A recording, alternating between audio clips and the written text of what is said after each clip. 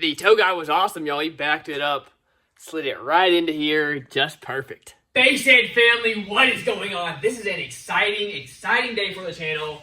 I've been talking about this for a long time, but we finally have a new vehicle on the channel for the next project. And of course, yes, we did get a Tahoe. I'm gonna go over why in this video, but hey, let's give y'all a quick look around this, well, less than wonderful vehicle. Now, the first issue I've got with this Tahoe is that, technically, guys, this thing is illegal to be taken out on the roads, which, of course, hey, obviously a problem.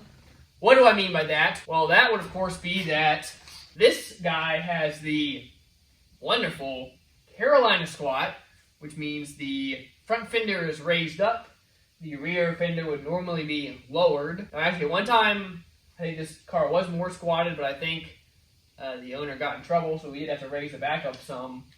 That being said, it's still technically right on the edge of being illegal. According to North Carolina law, it's 20-135.4. You cannot have a vehicle where the front is lifted more than 4 inches than the rear. Now, if you were to get pulled over, the way a cop would test this is they would measure from the middle of your center cap to the top of your fender. So for us, for this guy, we are sitting right at 24 inches. And then if we come over to the front, we're sitting at about 28.5 inches. That means by half an inch, guys, this vehicle is illegal. All right, guys, and before I get into the rest of the absolute disaster that this Tahoe is, I, of course, could not do this without the big help from the channel sponsor, Alfred Audio. So super quick word from them, then back to the video.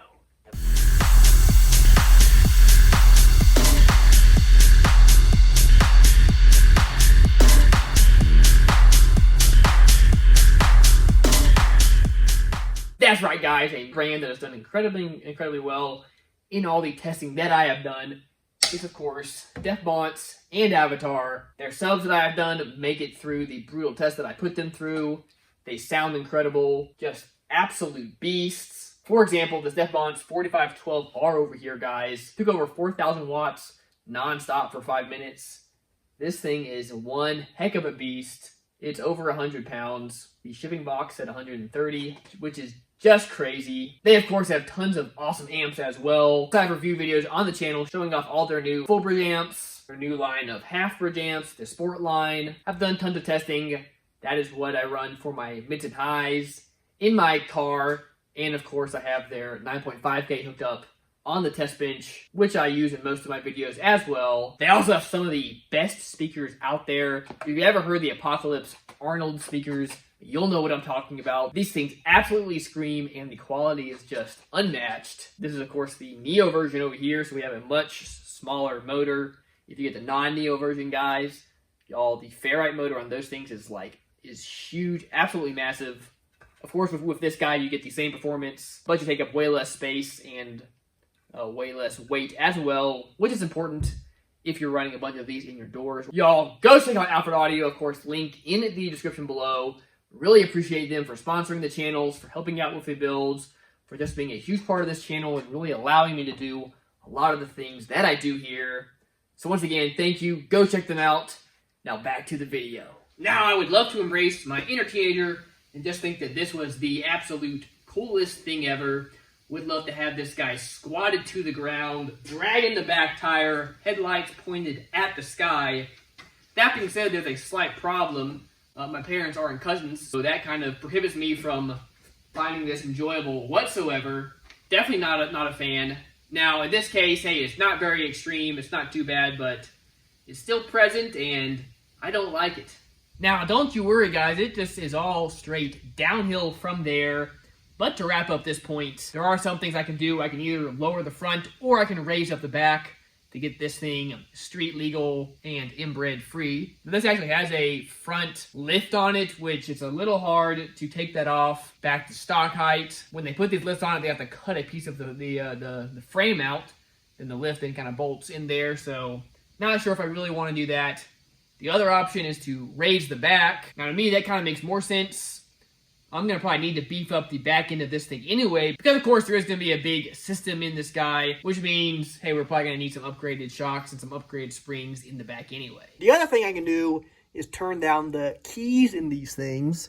Now what that means is right here, there's a bolt. If you drive it up, that raises the front of the car. If you turn down the keys, that lowers the car. Now this one on this side is pretty raised up, so I can lower it. Hey, that might get me to at least where I'm legal. But this key on this side is already decently low. I can come down a little bit, but maybe half an inch, but it's not going to do me a whole lot of good. Hey, regardless, guys, we will figure it out. We'll have this guy sitting pretty and level here before y'all know it. Quick thing to note, we have a financial mistake sticker on this thing. Not much for the cheaty stickers that the old squat boys throw on these things, but I gotta say, at least this one is definitely gonna be accurate for me. Let's talk about why I got this vehicle. First off, I really just wanted something like a Tahoe. I didn't really want a Suburban because they're so big. I didn't need something huge, but I want something with, one, plenty of space for a pretty decent build. Two, the reason why so many people get these things is this whole setup right here, of course. We have the Vortex V8 in this guy. One, it's known for being a pretty good motor. Two, the previous owner just put a new transmission in this thing. So we got a good transmission. We got four-wheel drive if I need it. That's always nice. But hey, back to the motor, guys. Y'all, the nice thing about these GM vehicles is that there's a ton of room right here where the alternator is. And there are just tons of adapters and brackets that are bolt in that you can make, where you can have not one alternator, not two alternators, but three alternators. Hey, even I've seen people, of course, do way more than that if you want to get rid of the AC and everything else. But again, I could easily do a dual or three alternator setup in this guy, which is just absolutely huge. My Sequoia, there's just no way to do that. And that was the big issue. Again, with the Sequoia, I was limited to like a 250, 260 amp alternator in just one of them. I just really couldn't get the juice that I needed to do the system that I wanted to do. Next reason I wanted to get this guy is what's right back here. Let me show y'all. Okay, hey, we got plenty of room. First off, all the back seats were already removed. Yeah, this is broken. We gotta fix that. Anyway, all the back seats already removed. Y'all, this interior is just absolute trash, but in my case, that's okay. Gonna be ripping out all the carpet, headliner, all the panels. We are going to be taking this guy down to the bare bones and fixing some things. Now, the owner was nice enough to leave me all kinds of goodies. First off, we got the springs for the back to make it level, along with these fellas. So, I mean, hey, I'm not going to be mad at that, I guess. We got an extra CV axle. We got a nice gas can. Whatever that is. And that. Ew. Of course, we're missing all kinds of just random things everywhere. Oh, this thing is disgusting, guys. We got mold. We got chips. It smells absolutely terrible. Once again, all this is getting ripped out, though. Let's see what else we got. We got a glove. Ooh, look at that. Got a Stanley tape measure. Y'all, I have like 5 tape measures sitting around, and I'm always losing them, so you can't have too many. I'm told the previous owner kept this around so we could measure everybody else's car to see who's was squatted the most. I don't know if that's true, though. We got napkins and hand warmers. Bits and pieces of drinks. Oh, he did clean out this. That's nice. Got cookout sauces. Yeah, disgusting. We got vapes. Ew, that one's open and just sitting there. Oh, disgusting. We got 9,000 of these trees. Ugh, more there. As you can see, whoever owned this was a professional radio dude. Just impeccable wiring over here. Fun fact, I checked every single fuse when I bought this thing, and the only one blown was the radio harness. I can't imagine why, though. Guys, it's all sticky. And we got thumbtacks. Of course, we got the cassette thingy. Cool. Y'all, look at this. They replaced this panel at some point, but they didn't get the right one, so it doesn't at all fit. This guy up here already broken. Now, anybody who's been to demos, when you get demos in these early 2000s Chevy vehicles, at least in anything loud, these things are already broken anyway, so I guess that's all right. Oh, I found out why he had thumbtacks, was to keep his liner from falling. Look at that. Shoo. Of course, also with every early 2000s Chevy, this fella's busted off. In fact, this whole door panel is in pretty rough shape. That's okay, though. Hey, he left us screwdriver with a good old T25. Got some channel locks. Yeah, not touching that. Now, why this was sitting in the door and not connected to the door, we may never know. Also, here's this panel that should go right there. Of course, we're missing the fuse panel, but I'm sure it's somewhere. It'll probably show up. Y'all, look at this seat. Oh my goodness. What a rag. Now, guys, I know this vehicle, just overall, hey, it looks bad, it smells bad, runs bad. More about that in the next video. Flat tire, torn up interior, mold, food everywhere, tailgate doesn't stay up, door card's all broken, headliner falling in, panels busted, Carolina squat. But, hey, it's not all bad, guys.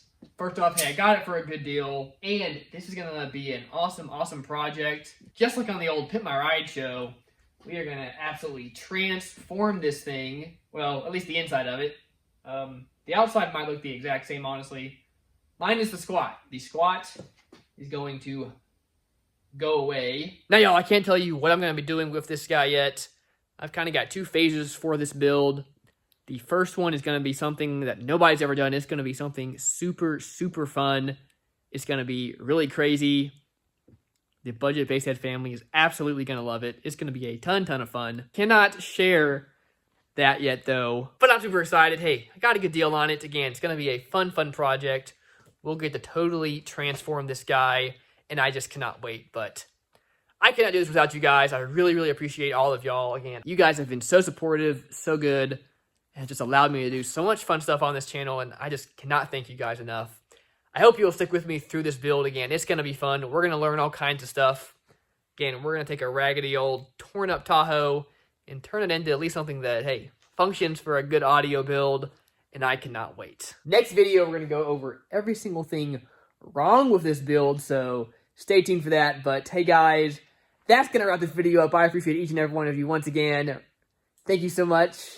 But as always, remember, guys, keep basing on.